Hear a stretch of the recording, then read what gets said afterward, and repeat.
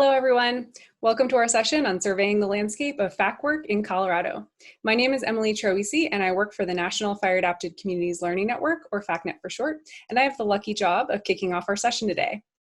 In our short session, you will hear from myself, Rebecca Samolsky of Fire Adapted Colorado, and Ellis Thompson-Ellis of Grand Junction Fire Department and Two Rivers Wildfire Coalition. We are really excited to be here today to share a tool that we use in our work on fire adapted communities. In this session today, you will get an introduction to the FAC graphic, hear from Becca and Alice with examples of FAC from around the state, get follow-up resources, and be introduced to an activity for you to do throughout the conference in reflecting on your own FAC work. Our objectives are to introduce you to a communications and strategy tool, provide you with follow-up actions and resources, and share specific examples and stories about FAC work in Colorado. While you're listening to a pre-recorded session at the moment, the presenters are live in the session with you and are monitoring the on-air chat box for any questions as they arise throughout the presentation. So what do we mean when we say fire adapted communities? At its most basic, fire adapted communities is a framework for community wildfire resilience.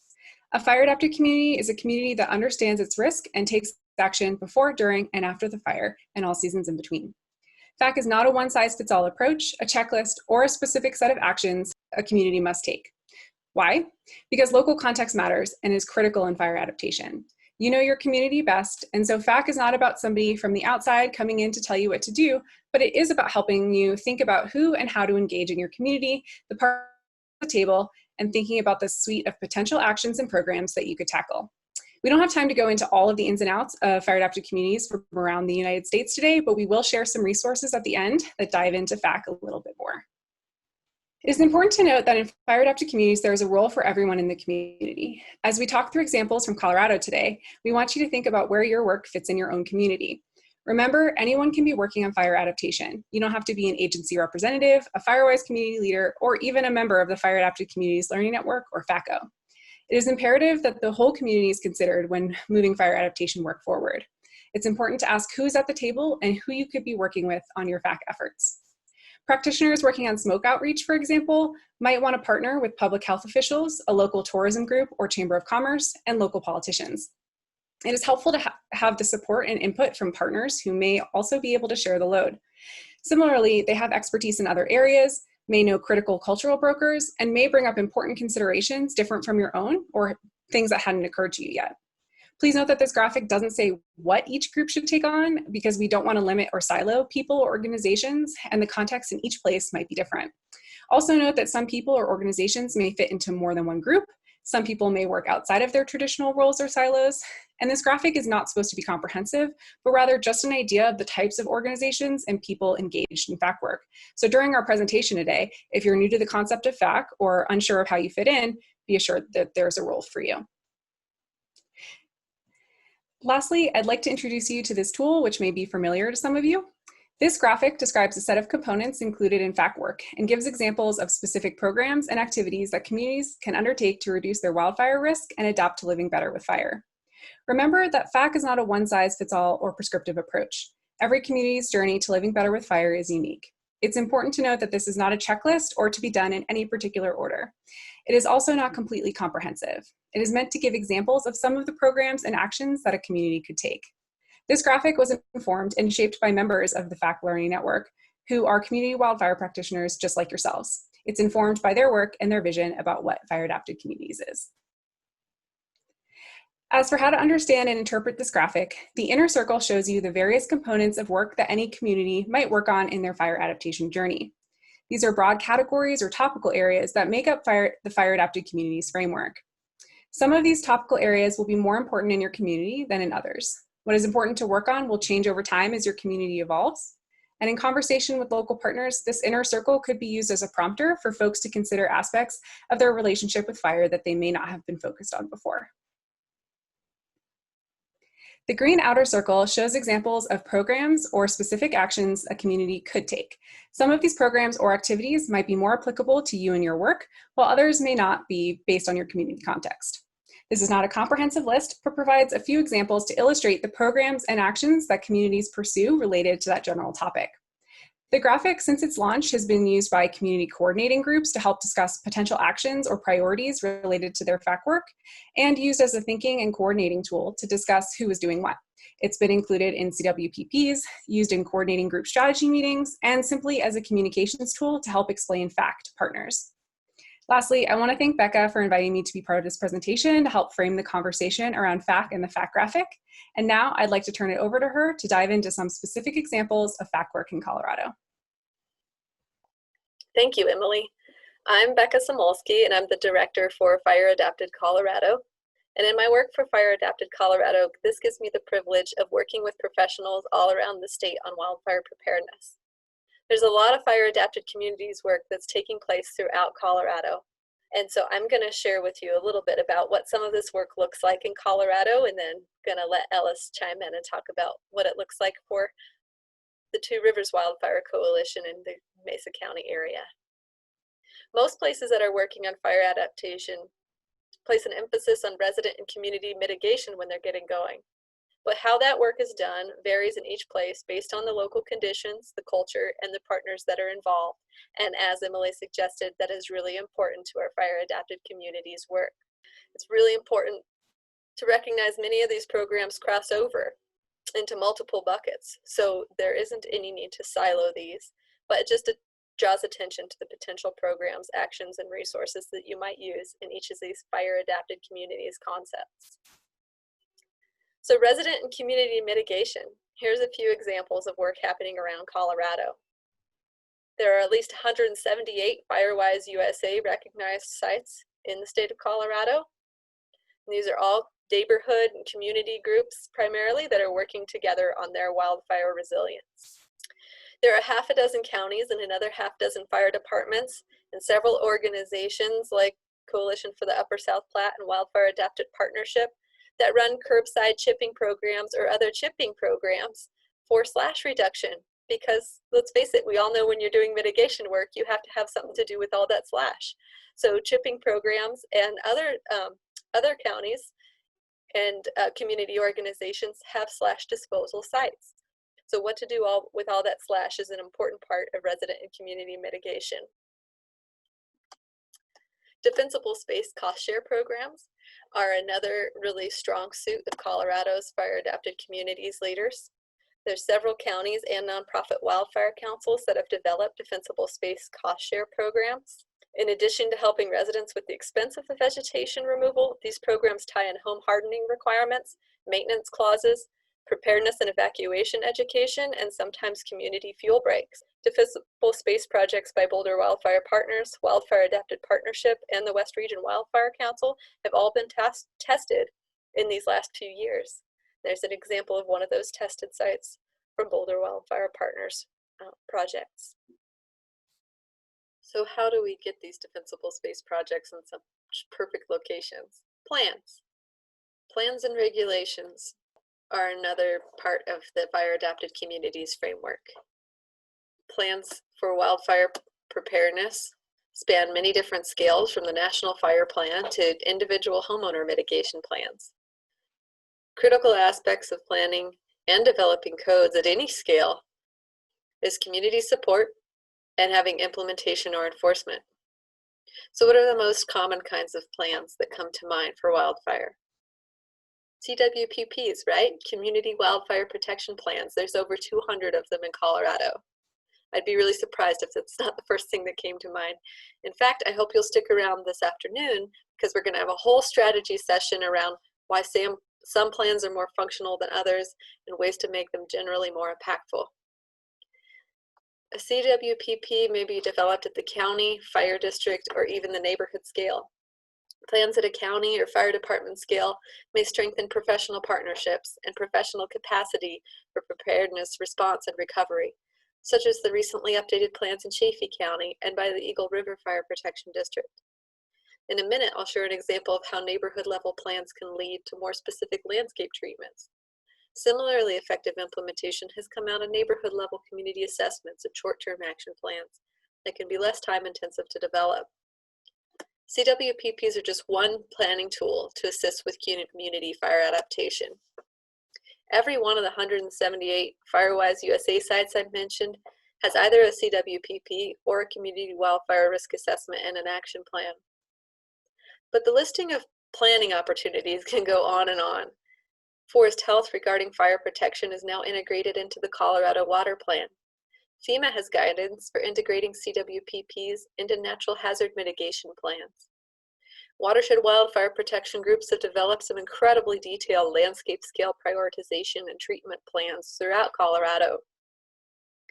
The state and communities around Colorado have fire plans, operations plans, forest action plans, climate plans, and resiliency plans, to name a few. But plans don't even have a full wedge in the fact framework tool we're sharing here, because as Dwight Eisenhower said, good planning without good work is nothing. But he also said, I always found that plans are useless, but planning is indispensable.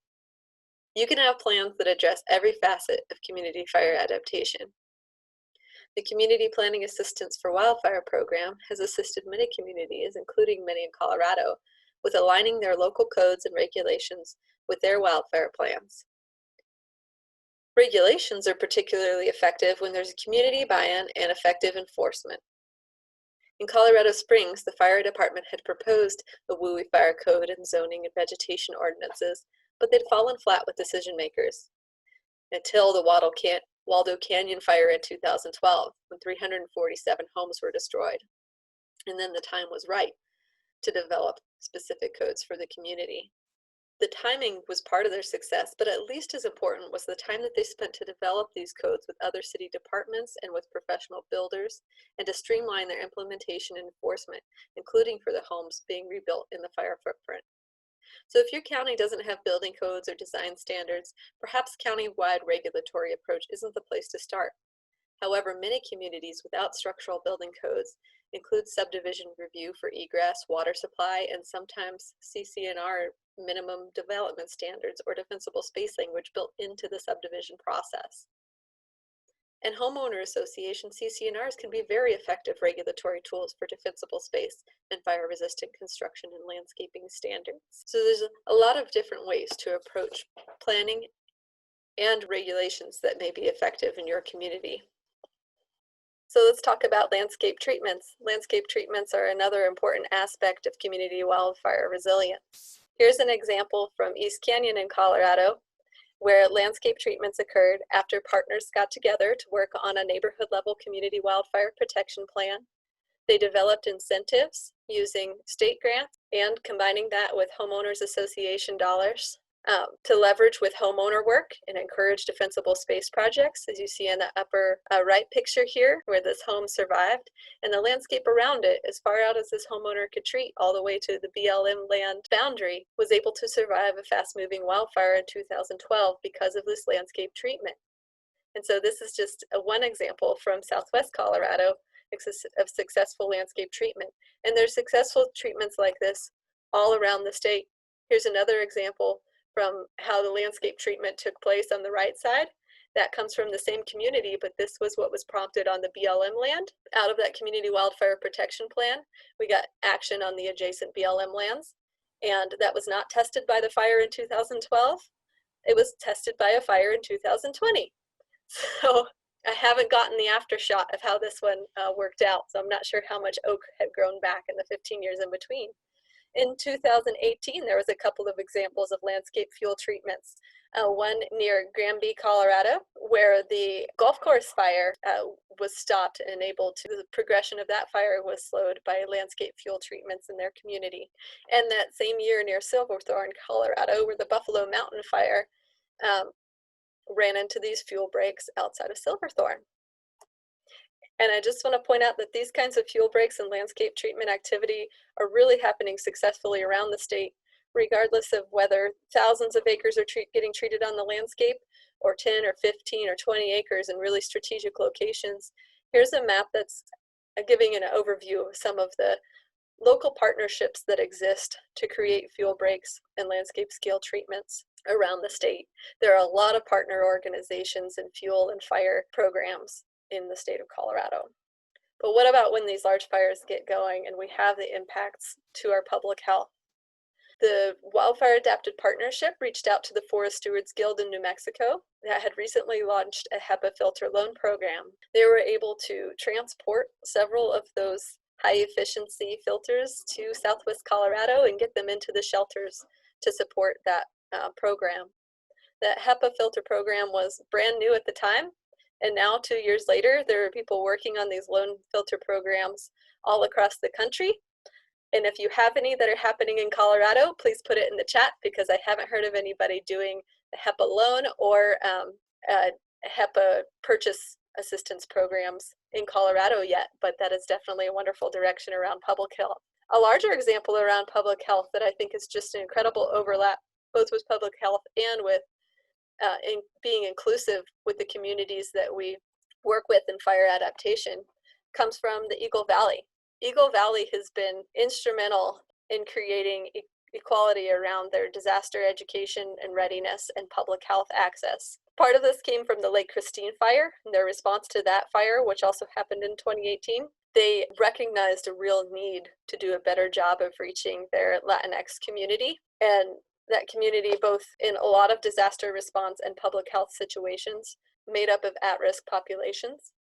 And so they've really worked together between their public health department and other departments, and emergency manager and the emergency manager, to build this multicultural public health outreach program. So that picture is from inside of the Camion Mira, which is an RV that they drive around in the community to meet people where they're at and provide the services that they need, whether that's smoke education, support on evacuation, or getting back into their homes, or stuff to do with COVID response or other public health services in the community. So they've created a trusted source for information that they have tied in and are using within their fire adapted communities efforts. And there's just another example of a family getting services from Camion Mira. So there's some pretty incredible programs happening around public health in our state. Wildfire recovery has also been a really critical piece of fire adaptation, and a lot of groups around Colorado got started around wildfire recovery. I want to honor the Tri-Lakes United Methodist Church Emergency Preparedness Group that kind of came out of the Waldo Canyon fires, and there's a picture in the bottom right-hand corner there of some post-fire work that they did to take down the dead trees from private lands. And that group got honored with a Wildfire Mitigation Award, a National Wildfire Mitigation Award last year. So congratulations to you all. And they've continued their work moving forward into risk reduction. So they've done recovery, but are also working as a community volunteer organization in wildfire recovery. There's another example coming out of the Waldo Canyon fire near Glen Eyrie in Colorado Springs of landscape recovery and trying to slow debris flow coming down the canyons from impacting the community. And that was taken on a tour of the very first After the Flames conference, the National After the Flames conference that took place in Colorado. So we have some real leadership around wildfire recovery here in our state. And that goes all the way to taking, I think, hundreds of RVs at this point in the RV for Campfire program, taking RVs out to displaced homeowners in California. The father and daughter who initiated that project live right here in Colorado. And so that's just a great program, and I think an excellent model of people being people and supporting each other in really important times of needs around recovery.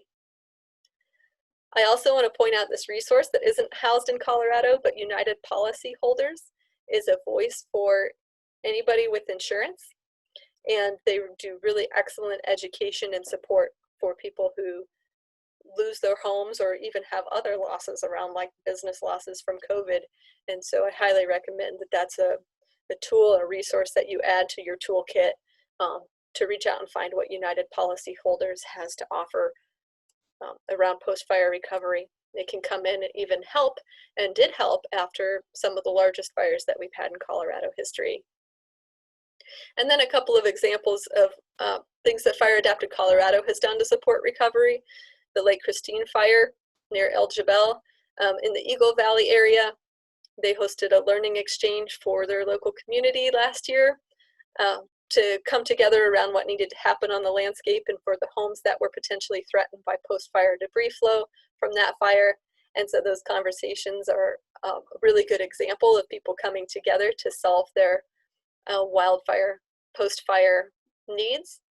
And we have a new tool that just came out this spring, the Colorado Post-Fire Playbook, which a lot of partners have been involved in creating this tool so that you can find the resources you need when that fire does happen and use them in the right order for a speedy recovery, getting prepared for the next time around. So that's what I have on a few examples from fire adapted communities. And there's a few other areas of work that I haven't spoken to. I'm going to let Ellis speak to how the Two Rivers Wildfire Coalition is managing FAC work in Mesa County. That's really amazing. Thank you both so much. So I want to keep the idea of examples from around the state going, and I'm going to offer just a little bit of perspective from Two Rivers Wildfire Coalition here in Mesa County. Now, we're a new wildfire coalition, so we're just getting started, but I was really fortunate and I'm really thankful that I came across the Fire Adapted Community Framework early on in our formation as a group. So I want to just talk a little bit about how we've used that and where we're expanding to and what we're looking at in the future. As a group, we first used the framework to help us really clarify our mission as a group. What did we want to set out to do in our community? And help us develop strategies to achieve that mission in the next 3 to 5 years. I want to take a brief look at the mission and strategies for our group side by side with the Fire Adapted Colorado framework, and take a second to read through specifically the strategies and see if you can identify which pieces of the framework we're working on as a group.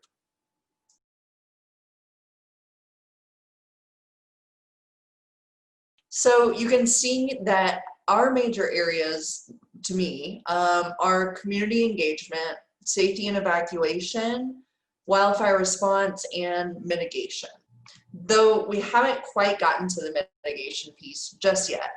I'm proud to say that we're currently working on that, so check with me sometime next year and I'll let you know where we ended up. I'll take a minute to explain our evolution and our work in community engagement and safety and evacuation, wildfire response in chronological order.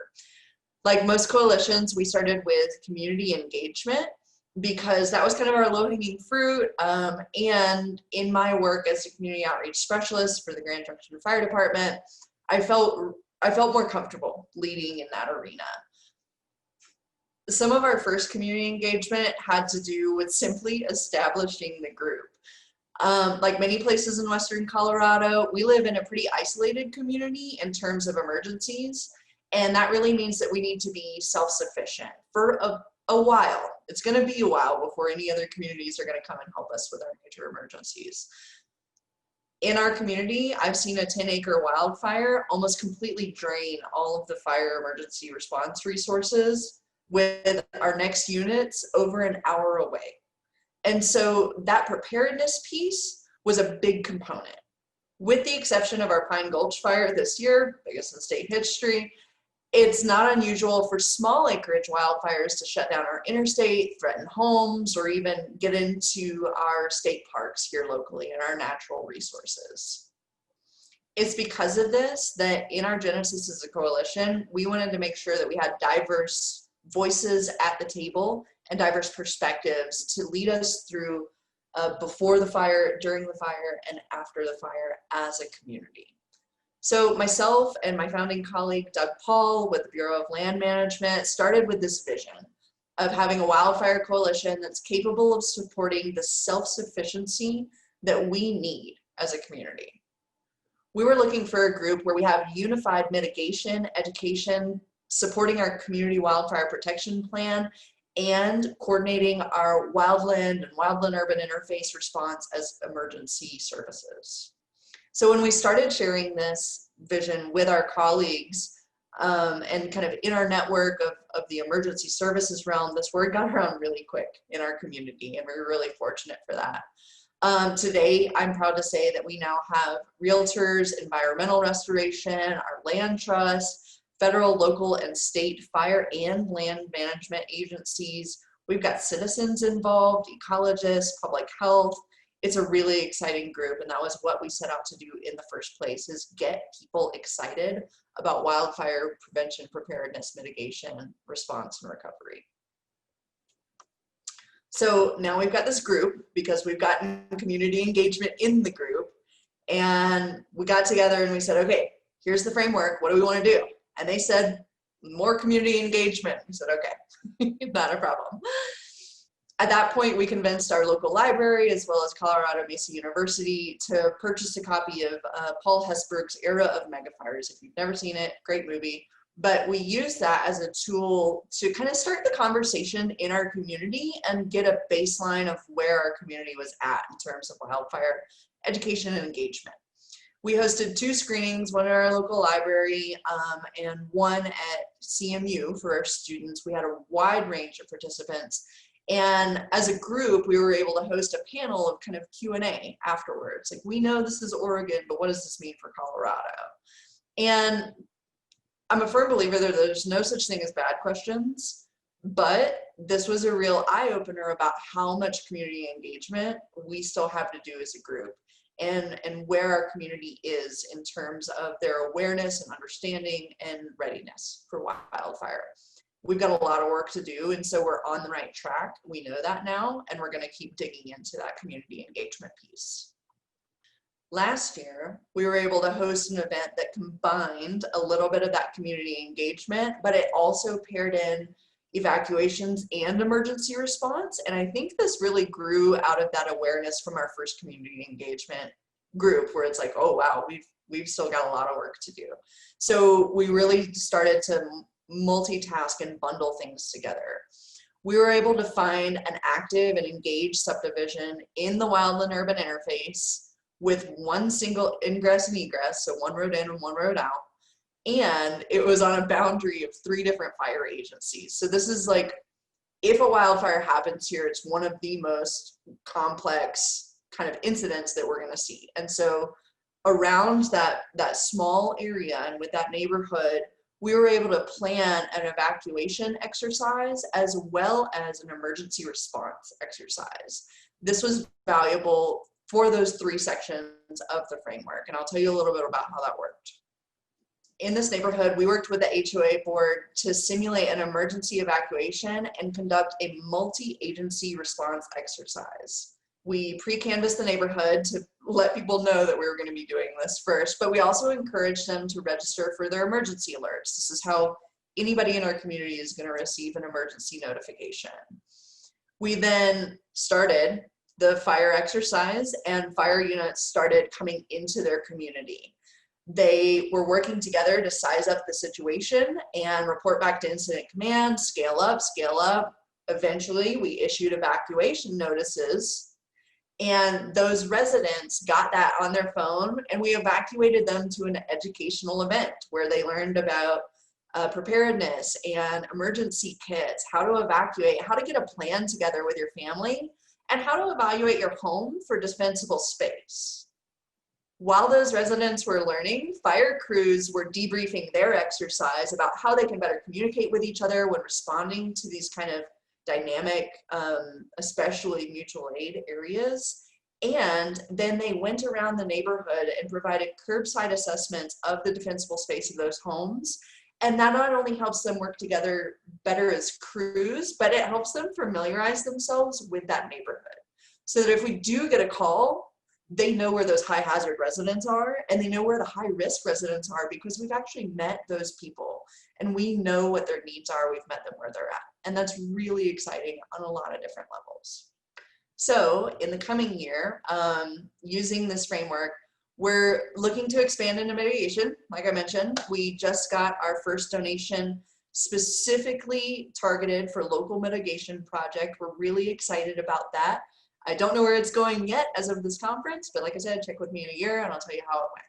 We are also looking at expanding that engagement piece and offering continuing education credits for our realtors, developers, and community planners, and engaging our local municipalities to understand what we have on the table and what we can do to better prepare our community. I also expect in the coming year, we're going to be having conversations as a group in areas that I wasn't anticipating and that we weren't anticipating, including air quality and kind of that public health piece. It has been a real struggle this summer, and I think it's something our community and our group are going to want to talk about. We're also going to be talking about, and actually we already are talking about, that wildfire recovery piece and how we can contribute to not only a quick recovery for the ecology and for the landscape, but contribute to the scientific body of knowledge that we have about how to reestablish those areas. And we've got such a big canvas for the Pine Gulch Fire that I think we'll be pretty heavily involved in that arena too. All right, so I'm going to turn it over to Becca to finish out this presentation, and we're going to jump to the live section. We've got an activity for you to explore. Thank you, Ellis, and thank you so much, Emily, for helping me to share how fire adapted communities work is happening throughout Colorado. We're going to post a few links into the chat box for you so that you can get a little further understanding of FAC.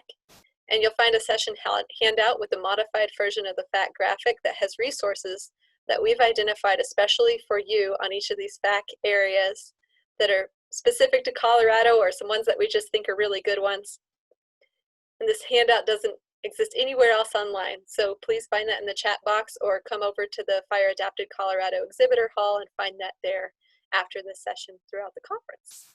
And now we're going to dive into a live exercise that's going to give you all an opportunity to tell us what you're doing for FAC work around Colorado, to share some of the ideas where you would like to grow or you need additional support to grow your fire adapted communities work, or some resources that you just think are excellent examples that you want to share with others.